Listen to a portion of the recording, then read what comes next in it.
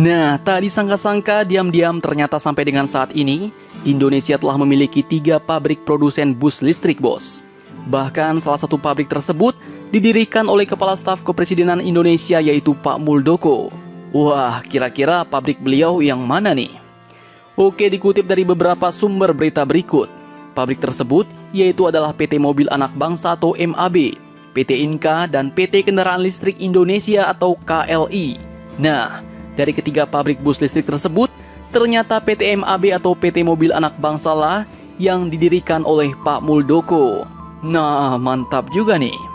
Oke, terlepas dari siapapun pemiliknya, diketahui bahwa 3 pabrik produsen bus listrik ini pun telah siap memproduksi bus listrik di Indonesia. Bahkan tak main-main, bos. Jika digabungkan, 3 perusahaan ini pun mampu memproduksi sebanyak 1.200 unit per tahunnya. Dan ini pun merupakan jumlah yang mantap dan bukan kaleng-kaleng. Pabrik-pabrik bus listrik ini pun tak sembarangan.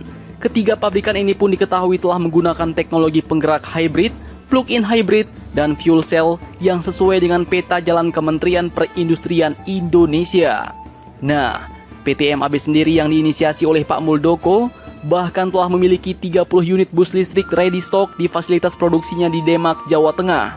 Dan sejauh ini, prinsipal merek bus listrik MAB pun telah mengantongi 1 sertifikat uji tipe dan 2 sertifikat registrasi uji tipe SRUT.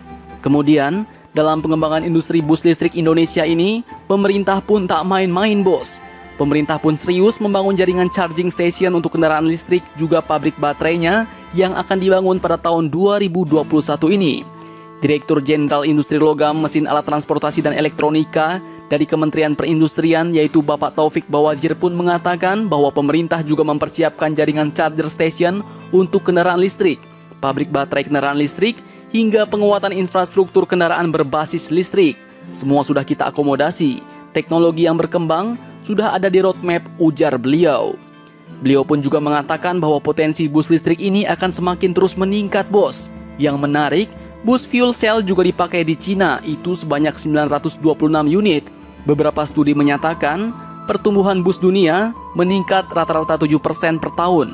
Bahkan tahun 2020 mampu menghasilkan 45 miliar US dollar dan potensi ini pun terus tumbuh di tahun-tahun mendatang. Wah, mantap nih, bos. Tak disangka-sangka, diam-diam Indonesia pun sudah siap aja nih produksi bus listrik dan bahkan sudah memiliki 3 perusahaan.